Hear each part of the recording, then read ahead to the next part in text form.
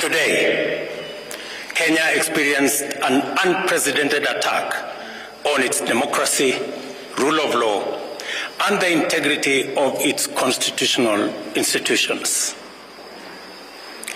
An otherwise legitimate expression of the fundamental rights and freedoms of assembly, demonstration, picketing, and petitioning of public authorities by a section of law-abiding citizens of the Republic of Kenya was infiltrated and hijacked by a group of organized criminals.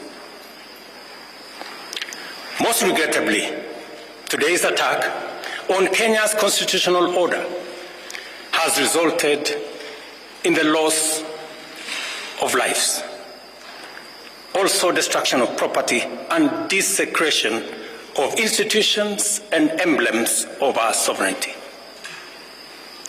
Today's events mark a critical turning point on how we respond to grave threats to our national security. I assure the nation that the government has mobilized all resources at the nation's disposal to ensure that a situation of this nature will not recur again at whatever cost. I thank our security officers who are on duty today for applying themselves to the best of their abilities in the defense of Kenya and its people. Accordingly, I have directed all the organs of our national security to deploy measures to thwart any attempt by dangerous criminals to undermine the security and stability of our country.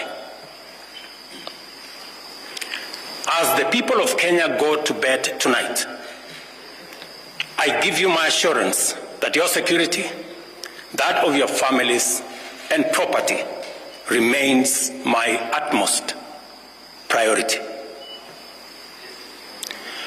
To the young people of Kenya, who I must thank for helping our country organize our democratic discourse around issues, I thank you and assure you that the conversation you have begun around pertinent issues of our nation will continue to inform our policy and governance decisions.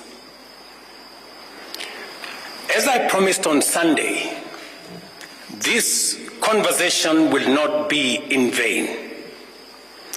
I will not only champion for the cause of issue-based, policy-oriented, and tribeless engagement on critical national issues, but also provide a framework for this conversation to be processed and its outcomes implemented. However, our national conversation on any subject matter must be conducted in a manner that respects and honors the foundational values upon which our nation is established. We have incurred as a nation today. It is possible that the criminals who rained terror on innocent people and attempted to challenge our law enforcement deployments are still determined to continue with their dangerous behavior. I assure the nation of the government's determination to fulfill its constitutional duty of protecting the people of Kenya against all forms of harm.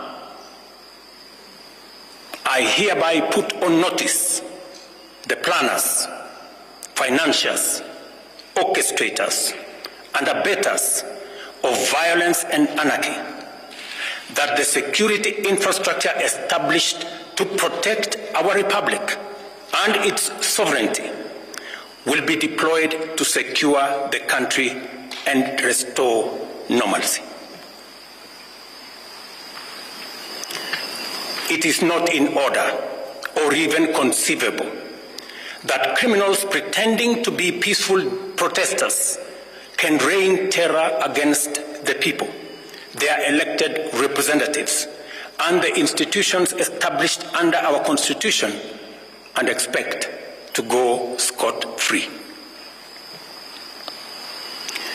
We must isolate crime from democratic expression and separate criminals from people exercising the freedom of expression and divergent opinion.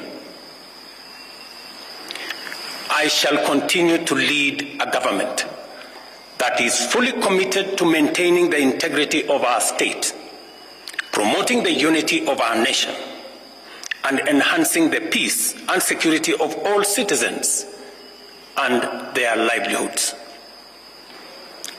I am bound under sacred constitutional mandate to respect, uphold, and defend the Constitution of Kenya, which declares that all sovereign power belongs to the people, and that this power shall be exercised only in accordance with the Constitution. The government will therefore uphold its constitutional mandate to secure our nation and its development, and shall treat every threat to national security and the integrity of our state as an existential danger to our republic. Accordingly, I assure Kenyans that we shall provide a full, effective, and expeditious response to today's